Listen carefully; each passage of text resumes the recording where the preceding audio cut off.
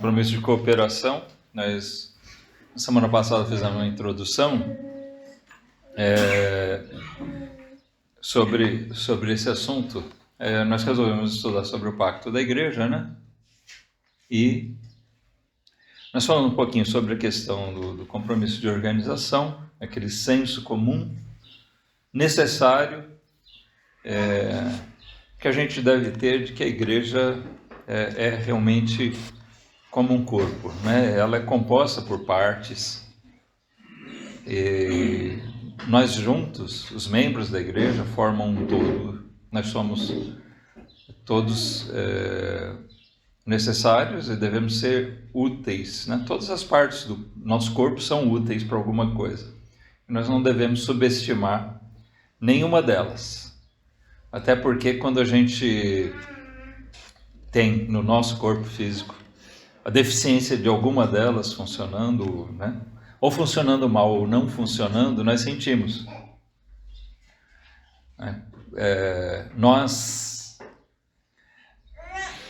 eu digo eu, por exemplo, né, que minha visão já não é perfeita, minha audição menos ainda, mas eu dou graças a Deus porque eu ainda tenho. Eu imagino quanta falta faz para uma pessoa ser totalmente surda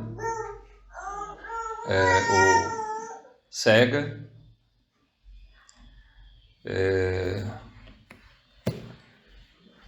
Realmente qualquer uma dessas coisas faz falta. E, irmãos, nós devemos enxergar que todos nós, evidentemente, devemos ser úteis dentro do corpo da igreja.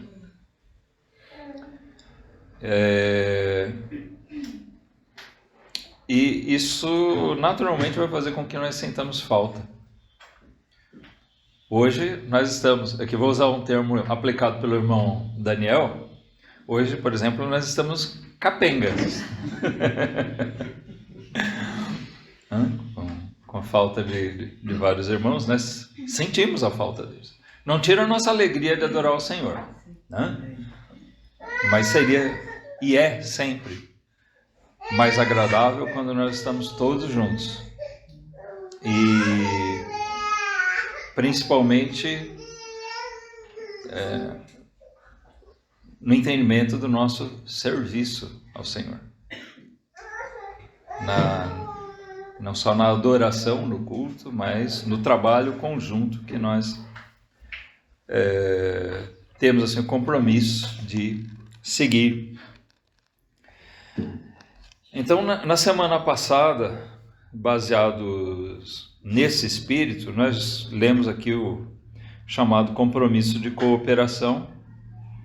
Eu fiz alguns comentários, vou reler como um todo, tá? E hoje nós vamos partir para o exame de alguns versículos que apoiam essa posição, tá? Diz assim: comprometemo-nos com o auxílio do Espírito Santo a andar juntos no amor de Cristo, a nos esforçar pelo progresso desta igreja na graça, no conhecimento, no crescimento e na espiritualidade, a apoiar seu culto, as suas ordenanças, sua disciplina e suas doutrinas, por meio da nossa assiduidade e cooperação integral, a contribuir alegre e proporcionalmente, acatando o ensino bíblico a respeito da contribuição, visando o sustento do pastor da igreja e dos missionários, as despesas da igreja, socorro aos necessitados e a pregação do evangelho entre todas as nações do mundo. Então, isso é uma visão resumida do nosso compromisso de cooperação. Nós vemos aqui um compromisso na participação no culto, nas atividades da igreja, na contribuição financeira, tudo isso visando o progresso não só da igreja local, mas através da igreja, o progresso da obra de Deus, a pregação do reino. Amém? Esse deve ser o nosso propósito. Nós somos aqui uma igreja como um todo, mas uma partezinha, né, do reino de Deus. E temos o compromisso de juntos trabalhar no sentido do progresso dessas coisas, do reino, né, de promover o reino de Deus. Então, o comentário bíblico vem da seguinte forma aqui, olha. Ao promover o progresso da igreja, cada membro deverá exaltar a igreja e não falar mal dela, nem dos membros, diante dos incrédulos, como também deixar de espalhar no meio dos irmãos o espírito de crítica e desânimo. Vamos ver um pouquinho dessa parte. O que isso tem a ver com o nosso compromisso de cooperação? Se nós visamos o progresso da igreja, ninguém contribui com o progresso de ninguém disseminando desânimo, não é verdade? Quando você começa a promover desânimo, divisões, críticas, se eu começar a falar mal de um irmão para outro, eu crio divisões. Isso enfraquece ou fortalece o corpo? Com certeza enfraquece. Se a gente começa a disseminar o desânimo, as coisas são muito difíceis, não vai adiantar, né? Começar a tecer críticas à forma dos cultos, sei lá, qualquer coisa assim, nós desmotivamos as pessoas a participarem. Isso nunca vai fazer bem, irmãos. Infelizmente, faz parte da natureza humana pecaminosa esse tipo de atitude. E, mais infelizmente ainda, a gente acaba, muitas vezes, fazendo isso dentro da igreja. Não é só falso crente que faz isso. É típico, né? Da pessoa que realmente não tem fé, não tem temor a Deus, ele faz e não está nem aí, que na verdade ele não se importa muito com as consequências. Tem pessoas que são infiltradas nas igrejas, assim, estão ali, não tem nenhum compromisso com testemunho, não estão nem um pouquinho comprometidas com o progresso da igreja. Não é verdade? A realidade é essa. Mas também tem muitos crentes de verdade, que muitas vezes acabam fazendo isso inadvertidamente, sem dar a devida importância para isso, sem perceber, talvez, o quanto eles estão contribuindo não para o progresso, mas para o prejuízo da igreja, o prejuízo da obra.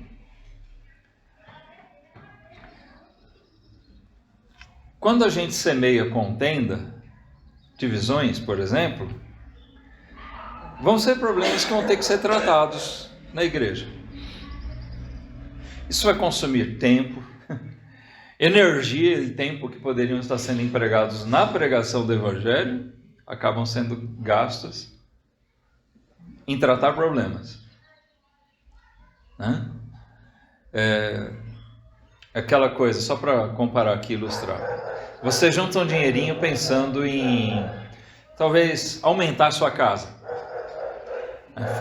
Eu tenho um plano de fazer, sei lá, mais um quarto para os meus filhos, ou ter alguma coisa, né, aumentar o conforto, valorizar a casa.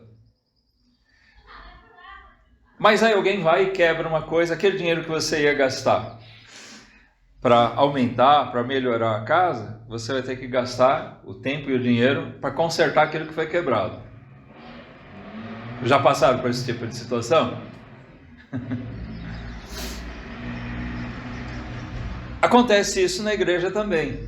Muitas vezes a gente está gastando o dinheiro, o tempo, né, as nossas energias, os nossos recursos, para consertar o que está quebrando, em vez de poder estar aumentando, estendendo. Percebe? Então a gente precisa enxergar a seriedade disso, irmãos.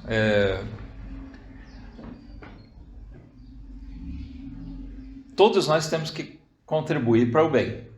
Mas, como já dizia minha avó, e vocês conhecem o ditado popular, ajuda muito quem não atrapalha. O fato de a gente não atrapalhar já é alguma coisa, não é verdade? Mas é lógico que nós temos que ter em mente mais do que não atrapalhar, mas sim de ajudar. É gostoso, irmãos, a gente olhar para trás e ver o progresso da obra e a gente poder se sentir realmente participante daquilo. Deus me proporcionou de estar junto com aqueles irmãos fazendo aquilo.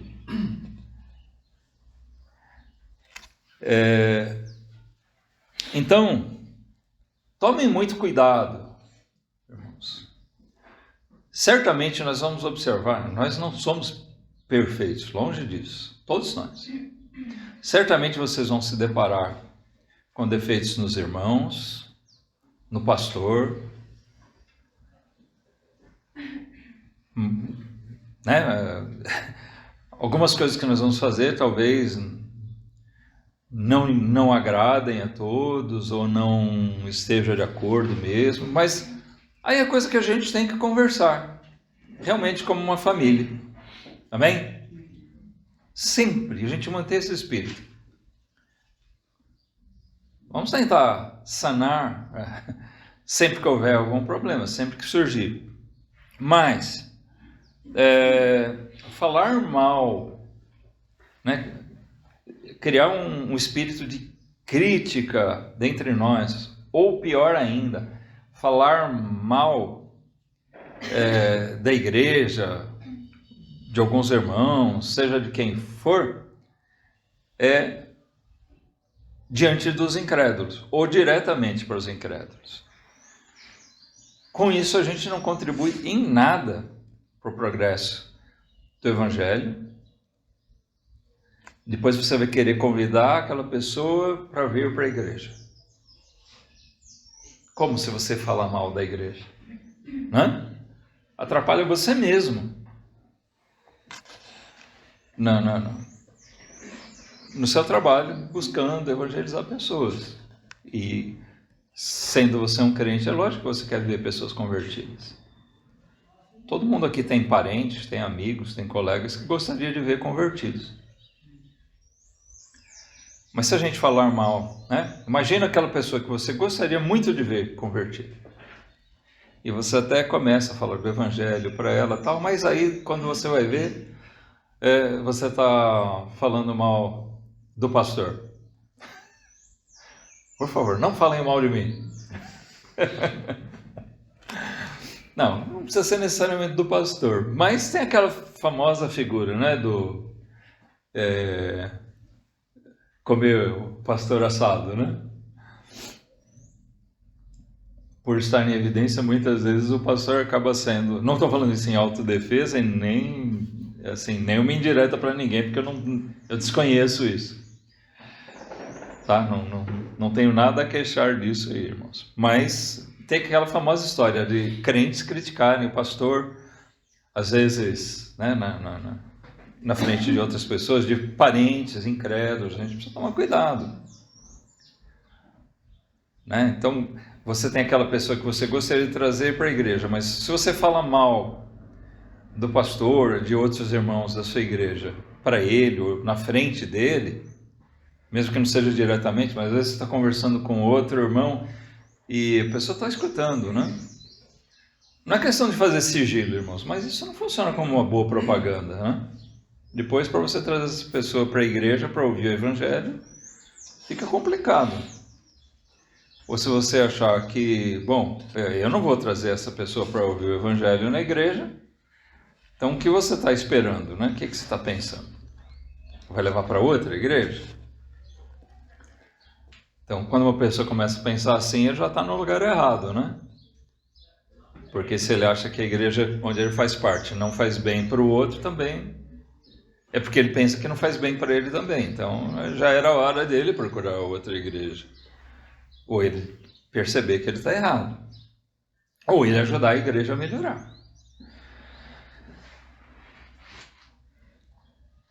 Nós temos esse compromisso, irmãos, de procurar, ao contrário, exaltar a igreja. E não pintar uma imagem negativa dela. Fale o que tem de bom.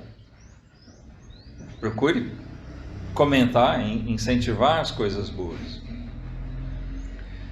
Nas conversas entre nós, no lar, né, se você tiver a oportunidade de comentar com outras pessoas, com colegas, fale das coisas boas que tem na igreja. Procure mostrar para ela o que tem de bom, da pregação, de ensinamentos que você teve na igreja, da nossa comunhão. Quando a gente chega no trabalho, eu agora, né, bastante tempo trabalho ali restrito, fechado entre a família, eu não tenho isso. Mas eu trabalhava em empresas com bastante colegas incrédulos lá, e eu via isso. Segunda-feira mesmo é dia, né, de o pessoal chegar contando coisa que fez, que aconteceu no fim de semana, contando sei lá, da festa, do passeio, do almoço em família, sei lá, alguma coisa, né? E alguns criticando, alguns falando, né, contando com a maior empolgação do que aconteceu e tal. E o crente, será que ele aproveita essas oportunidades para falar de como foi gostoso o final de semana dele na igreja? Todo mundo vai alardear alguma coisa, irmãos. Mas se nós temos realmente alegria no serviço ao Senhor, na nossa comunhão, por que não alardear isso também? Na verdade, mostrar o que Cristo está fazendo na nossa vida. Primeiro é evidenciar Cristo, mas é evidenciar também que nós temos contentamento nas coisas que Ele tem proporcionado para a gente. Nas amizades que nós temos na igreja, no ambiente que a gente tem na igreja, nos ensinos, né, no que nós fazemos junto.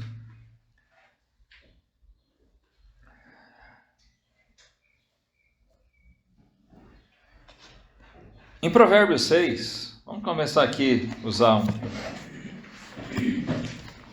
os versículos da apostila.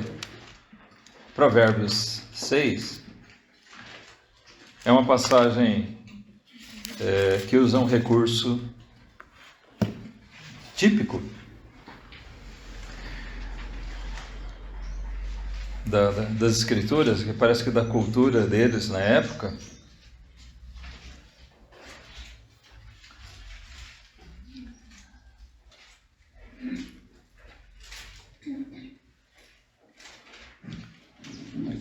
Na verdade, ele descreve aqui coisas que Deus reprova.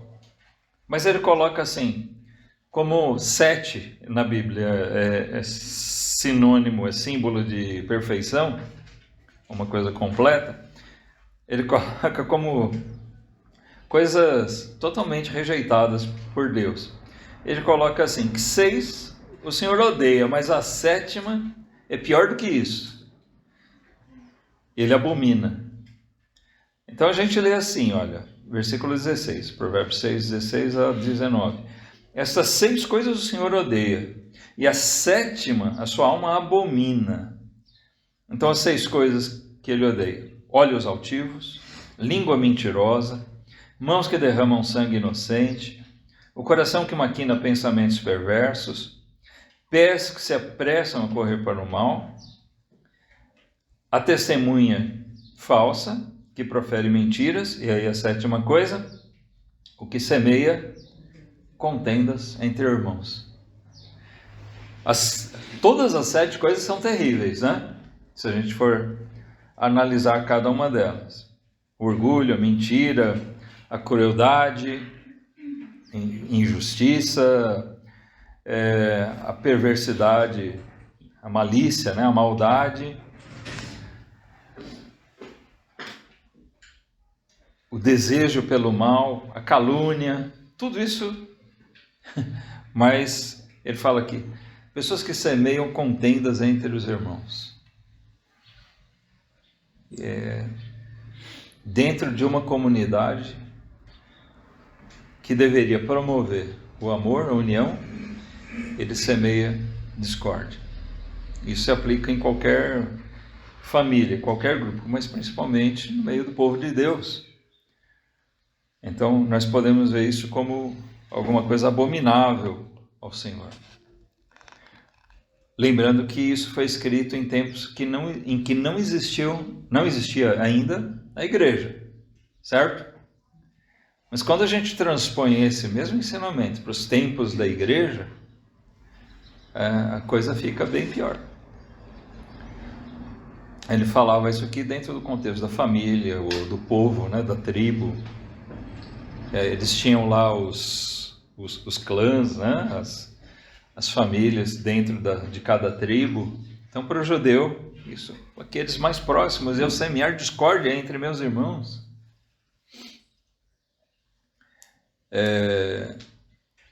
Realmente isso é abominável, né? Eu conheci uma pessoa, uma senhora, que alguns dos filhos dela mesmo diziam. A gente sabe que uma mãe, por lógica, ela quer ver seus filhos todos bem e unidos, né?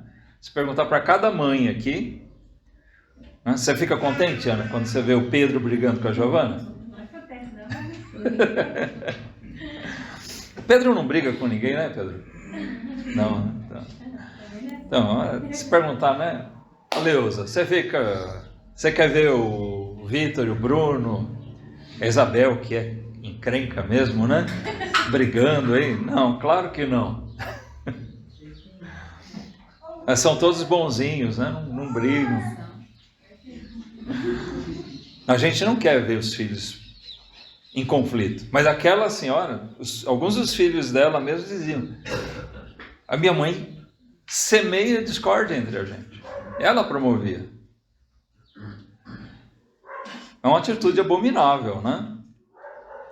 Mas a gente precisa tomar muito cuidado para não estar fazendo isso no meio da nossa família, que é, né, a nossa família espiritual dentro da igreja.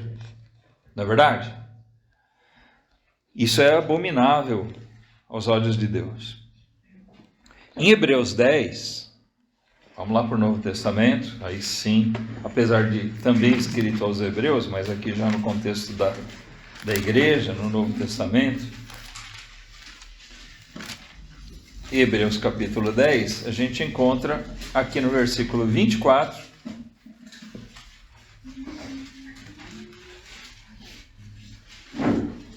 Hebreus 10, 24 e 25, diz: consideremo-nos uns aos outros para nos estimularmos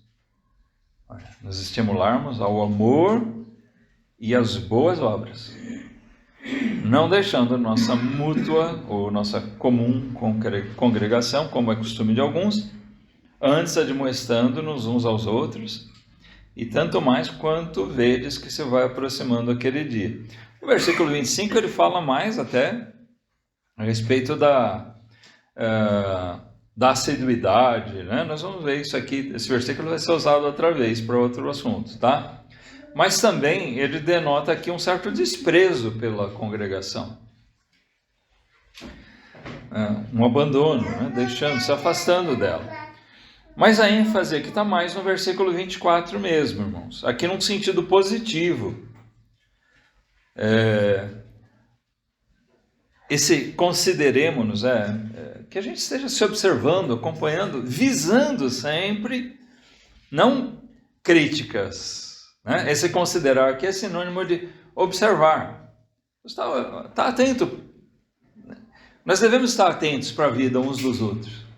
Não para fuxicar. Né? Porque nós podemos estar observando a vida de alguém com sentido negativo. Eu quero falar mal dele. Né? Ver as atitudes só para criticar. Mas ele diz aqui, não, nós devemos acompanhar, né, a vida uns dos outros com o sentido de estarmos nos ajudando para o nosso crescimento, estimulando uns aos outros essas coisas que são boas, o amor e as boas obras. O que são as boas obras?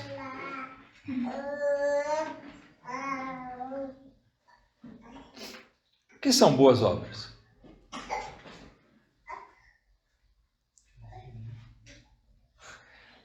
Efésios 2:10, lá Paulo diz que as boas obras foram feitas por Deus para aqueles que foram regenerados, que foram criados em Cristo Jesus. Ou seja, é tudo aquilo que envolve fazer a vontade de Deus, né?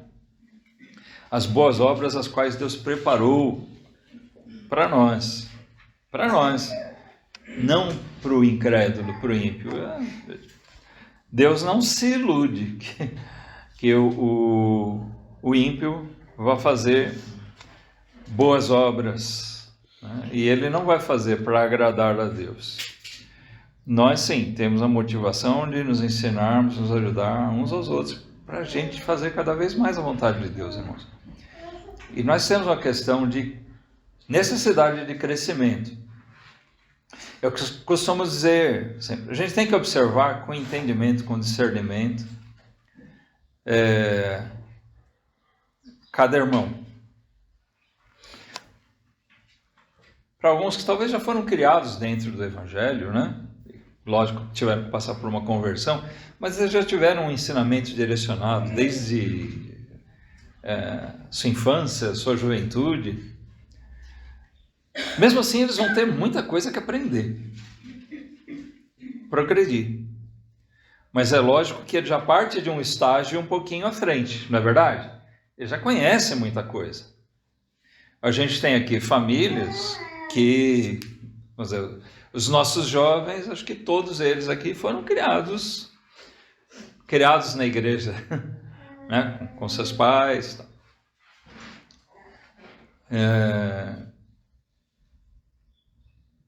Mas a gente, às vezes, tem alguns que não. Né? Alguns foram se converter já numa certa idade, tem uma bagagem, ainda tem muito que aprender para chegar no estágio, né, de conhecimento. Estou falando não de santidade, mas de conhecimento daquele. É lógico que o conhecimento está muitas vezes atrelado à nossa santificação. Mas cada um tem assim seus graus de evolução, de desenvolvimento. Mas no frigir dos ovos, a questão é que todos nós temos que contribuir uns com os outros para o desenvolvimento, para o progresso, tanto daquele que está um pouquinho mais atrás, como daquele que está à frente. De a gente se ajudar. É assim que a igreja cresce. Notem que faz parte do nosso compromisso de contribuir juntos, andar no amor de Cristo e nos esforçar pelo progresso desta igreja, não só de um ou de outro. Tá? Nossa intenção deve ser sempre o progresso da igreja como um todo mundo crescendo. Alguns vão ficando meio para trás, a gente tem que tentar, né, puxar aquele ali e tal, mas é estimular. Né? O estímulo às vezes vem por uma repreensão também, né? Você já foi estimulado por alguma repreensão? Alguém te deu um puxão de orelha? É lógico que, como diz aqui mesmo em Hebreus 12, não está no nosso texto, mas a gente não se agrada de ser corrigido, né? Naquele momento presente nunca traz satisfação.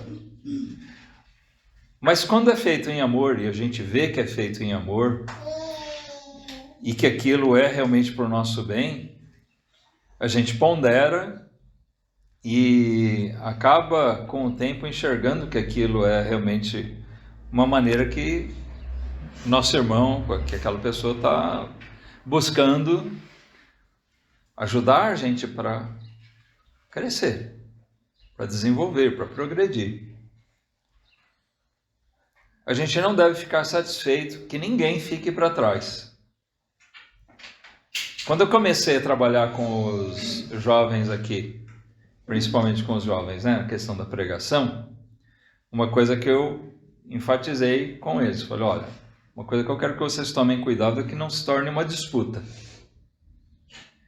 entre vocês. Quem é melhor, quem é bom, não é questão disso. Tá? Talvez alguns vão ser usados na pregação, outros, não é bem esse o meu dom, tal. Eu gostaria que todos desenvolvessem a certa altura a ponto de saber fazer. Mas é lógico que talvez não seja esse o dom, né, de alguns, e sim de outros. Mas isso não é demérito para um ou para outro. Não deve haver disputa e nem a satisfação. Eu passei a perna, deixei outros para trás. Não, nós queremos ver todos crescerem. Talvez ajudar aquele no progresso nessa área, ou talvez de ele enxergar a outra área onde ele, né, ele ou ela, né, em outros casos, o irmão, a irmã, onde ele realmente pode ser mais útil. Mas nunca a gente ter a satisfação de deixar de alguém ficar para trás, né? Nós queremos ver progresso de todos. Vamos para Tiago, capítulo 4 aqui, pertinho, né? Um pouquinho à frente de Hebreus, Tiago, capítulo 4, versículos 11 e 12. Esse aqui é bem direto no assunto, bem objetivo. Tiago, irmão do Senhor, diz aqui: irmãos, não faleis mal uns dos outros. Só isso aqui essa exortação já bastaria, né? Então, a base do nosso compromisso está aqui. Tiago mesmo, inspirado pelo Espírito Santo, já nos diz aqui claramente: não fale mal uns dos outros. Quem fala mal de um irmão e julga seu irmão, fala mal da lei e julga a lei. E se tu julgas a lei, já não és observador da lei, mas juiz. Há só um legislador que pode salvar e destruir. Tu, porém, quem és que julgas a outro? Sabe, irmãos, isso não quer dizer que nós não vamos observar coisas onde talvez nosso irmão esteja falhando. Mas o que ele está dizendo aqui? Você não vai condenar ele, falar mal dele para outros. O espírito é outro. Juntando as coisas, as informações de Hebreus com essa aqui, que conclusão nós podemos chegar? Se eu vejo um ponto falho no meu irmão, o que eu devo fazer?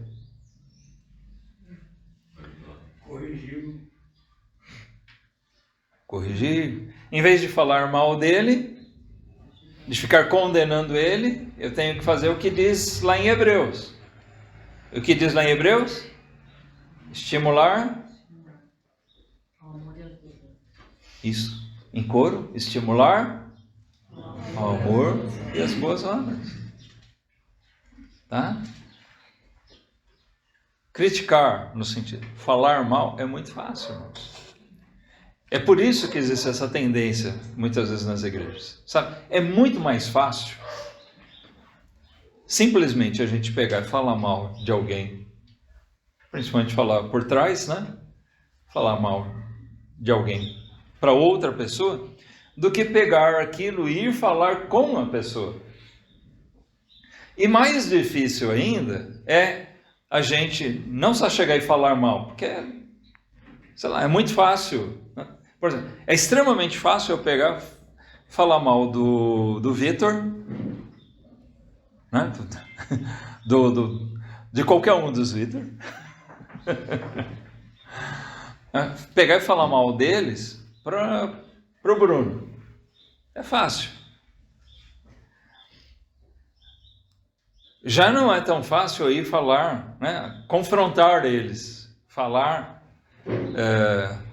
o que tem de errado neles para eles. Estou usando os Vitor aqui de bode expiatório, né? Só de exemplo. Agora, mais difícil ainda é eu ir falar, confrontar eles no que eles estão fazendo de errado, com sabedoria, para que eles compreendam o que a gente está querendo, em lugar do que eles estão fazendo, o que de bom eles têm que fazer. Estimular ao amor e às boas obras é mais difícil do que a simples confrontação com a pessoa. Mas o nosso compromisso cristão requer isso de nós, irmãos. É uma coisa prática. Antes de falar mal, de alguém para ele mesmo, e muito menos, ou melhor dizendo, nunca a gente falar mal de alguém para os outros, a gente deve buscar meios de que o que eu vou falar, confrontar algum irmão que está, no meu entendimento bíblico, fazendo algo errado, reprovável, tal, que eu vá com orientação bíblica para o progresso dele.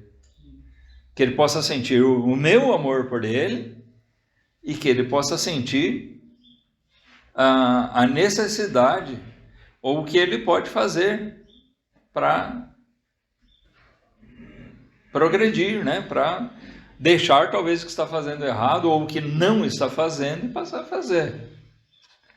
Dá mais trabalho. Mas uma coisa que a gente precisa ter em mente é que geralmente a coisa errada é sempre a mais fácil. Observa isso na vida.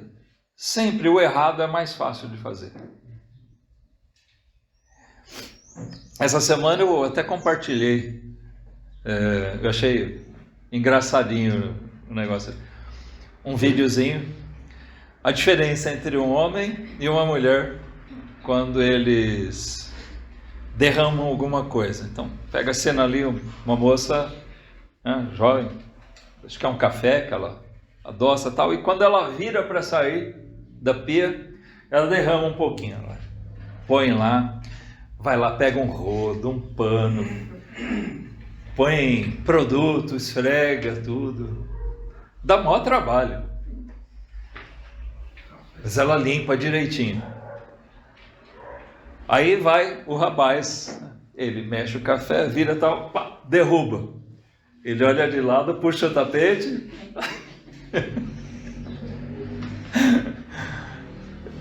É muito mais fácil, Limpa ali com o tapete, pronto, ninguém viu, tá lá. Mas, irmãos, sempre o errado é mais fácil de fazer. Isso não quer dizer que seja o melhor. O errado nunca vai ser o melhor.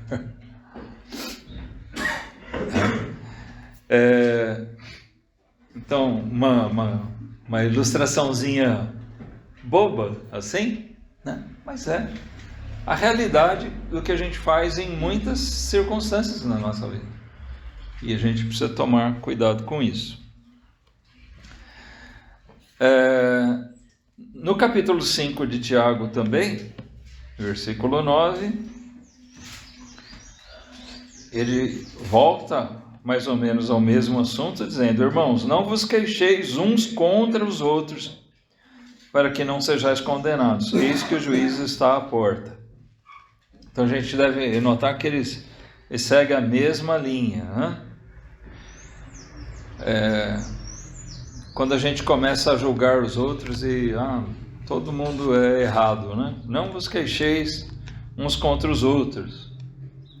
Quando a gente cria um ambiente, um espírito de queixoso contra os outros, a gente está sempre insatisfeito, como se a gente fosse perfeito.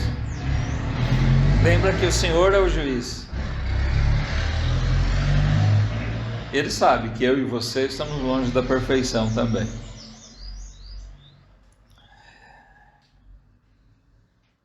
Mateus 7, de 1 a 5.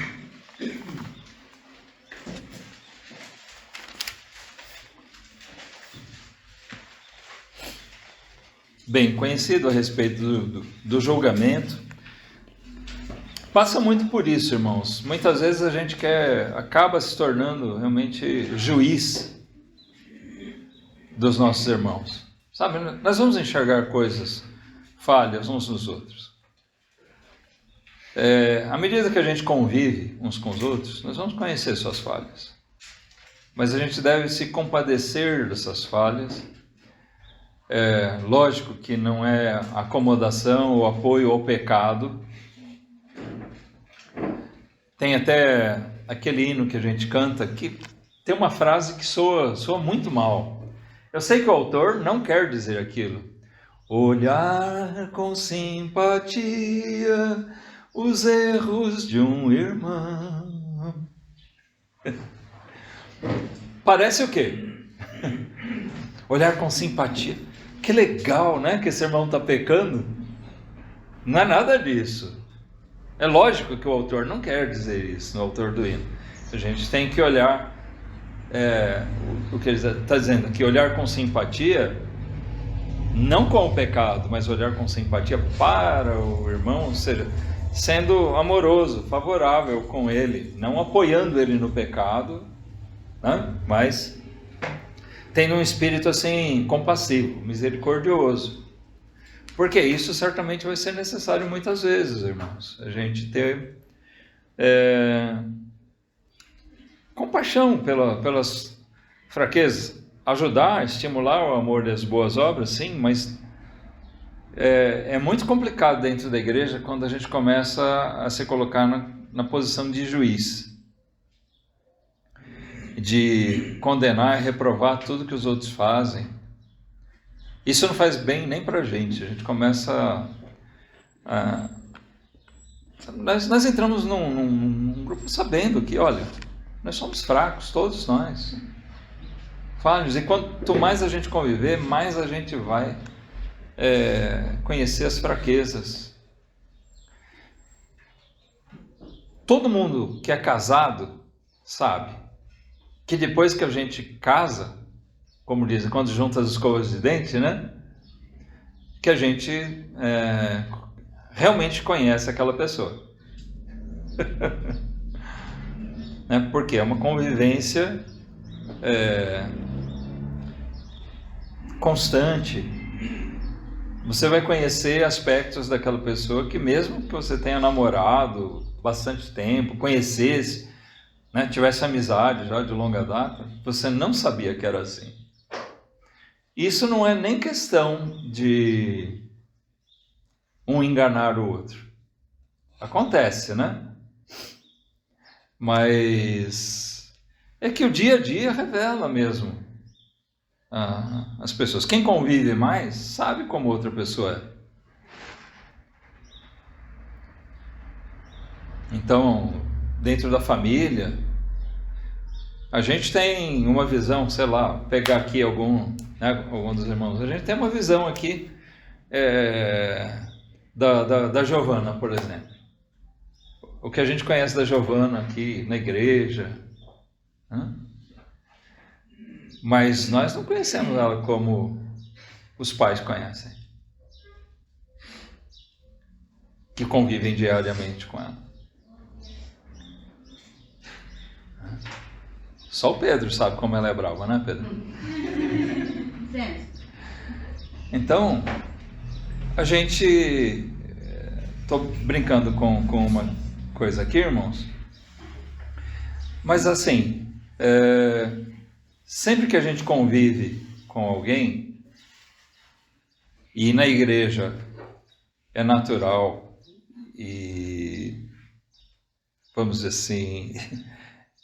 É necessário que a gente conviva mais, nós vamos conhecer melhor os irmãos e vamos enxergar os problemas, os defeitos uns dos outros. Quem convive mais comigo sabe melhor meus defeitos do que outras pessoas. A Elise já está dando um sorrisinho ali.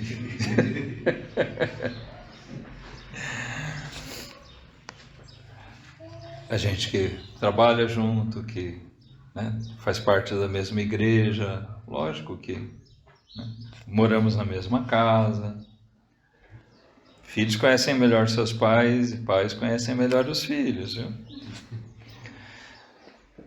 Mas, irmãos, a gente precisa tomar cuidado de não se tornar o juiz do nosso irmão. Jesus diz aqui em Mateus 7, não julgueis para que não sejais julgados, porque com o juízo com que julgardes, sereis julgados. E com a medida com que tiverdes medido, vos tornarão a medir.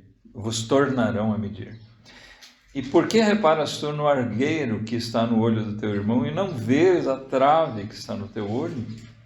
Ou como dirás ao teu irmão, deixa-me tirar o argueiro do teu olho, e eis uma trave no teu olho? Hipócrita, tira primeiro a trave do teu olho, e então verás claramente para tirar o argueiro do olho do teu irmão. Olha primeiro para si mesmo, né? A exortação de Jesus severa aqui. Veja que realmente não tem perfeição em você antes de ficar querendo julgar os outros. Isso não quer dizer que a gente não pode ajudar os outros, mas a gente tem que olhar primeiro para si mesmo. Se a gente for tomar assim, bom, eu não posso falar do problema de ninguém, então o trabalho pastoral morreria, né? E aquele nos estimularmos ao amor e às boas obras ficaria extremamente limitado. Por último, irmãos, em João 8, o Evangelho de João,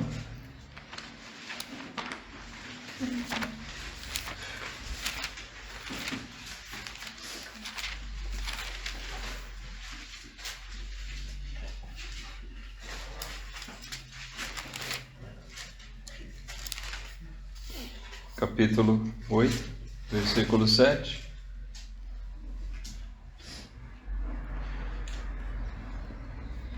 Aqui é um versículo que eu até, está na apostila, vou ler e tal, mas eu até deixaria ele de fora aqui, em se tratando da questão da igreja, porque narra uma situação de Jesus com uma pecadora, mas aquela questão de não julgar, nós não sermos os condenadores dos outros, né?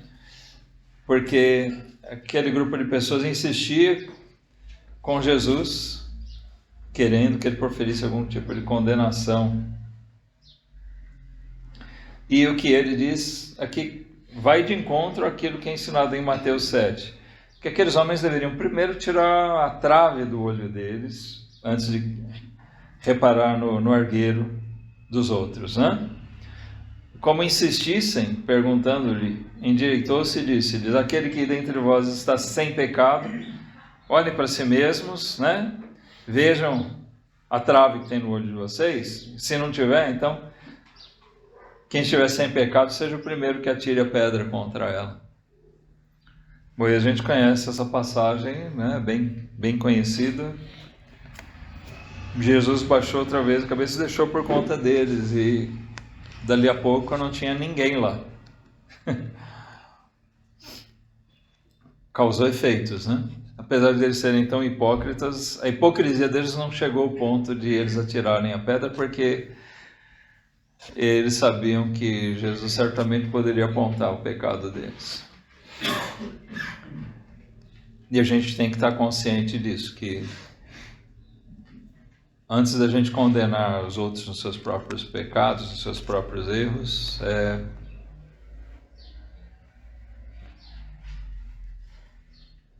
saber que Deus conhece os nossos. O problema é que muitas vezes, irmãos, nós não cuidamos de tirar a trave do nosso olho, né? Estou falando entre os crentes. Na igreja também isso muitas vezes se torna um problema. Pessoas que carregam pecado na vida dela, então é aquele negócio, o telhado dela é de vidro, então ela nunca se põe, por mais que ela veja coisas erradas em outros, né, ela corre dois erros. Ou ela vai ser hipócrita, de sem tirar a trave do olho dela, ficar reparando no argueiro do outro, ou ela vai cometer aquele outro erro, falar, não vou mexer com ninguém para que não mexam comigo. Essa é uma situação caótica para uma igreja. Fácil de entender por quê, né? Acontece? Sim, acontece. Eu já lidei com esse tipo de situação. De gente que sabia de outros que estavam em pecado, mas não quiseram mexer. Por quê? Depois a gente vai descobrir por que não mexeu. Porque aquele estava numa condição igual ou pior do que o outro. Então, telhado é de vidro, não vou mexer. Infelizmente, essas coisas acontecem no meio da igreja. Nós estamos estudando isso justamente porque a igreja, para ter um crescimento saudável, sadio, ela deve estar vacinada contra essas coisas. Amém? Para a gente cuidar, procurar prevenir para que não ocorra. Não é isso que a gente quer para a nossa igreja. Amém? O que a gente quer ver é um crescimento e um crescimento saudável dela. Então que a gente esteja cooperando com isso, irmãos. Com isso nós vimos essa primeira parte. Então cuidado, tá? No espírito de crítica, de julgamento, no falar mal dos irmãos. Isso não quer dizer que a gente não vai se estimular, né? Nós vamos abrir mão da nossa responsabilidade de trabalhar por crescimento, para estimular o amor e as boas obras uns aos outros, que todos cresçamos, tá? Mas a gente precisa ter discernimento, sabedoria em como a gente age. Falar mal de um irmão pelas costas para outro não resolve nada. Simplesmente confrontar ele para provocar um conflito também não resolve nada. A gente sempre tem que ter um espírito de ver o crescimento. É lógico que quando se deparar com alguém rebelde, contumaz no seu pecado, bom, a gente sabe que a igreja acaba tendo que tomar certas atitudes não desejáveis, mas necessárias.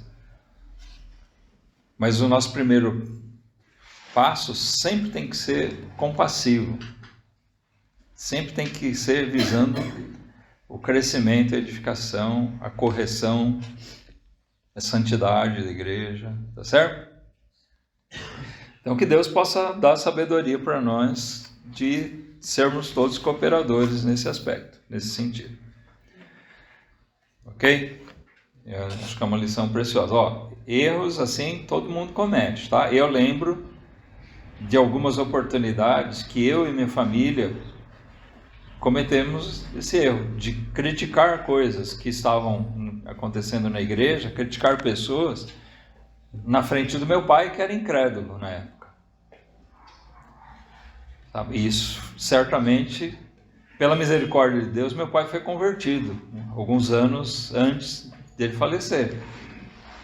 Mas foi uma coisa que certamente contribuiu para que o coração dele fosse endurecido por mais tempo. Falando assim humanamente, é uma coisa que pesa na minha consciência. Eu sei que eu tive responsabilidade, nós falhamos nisso. Então não é assim que a gente deve agir, tá? Não é escondendo os nossos podres, é que isso realmente não interessa para as pessoas e não vai contribuir para o bem delas. Só isso. Vamos orar.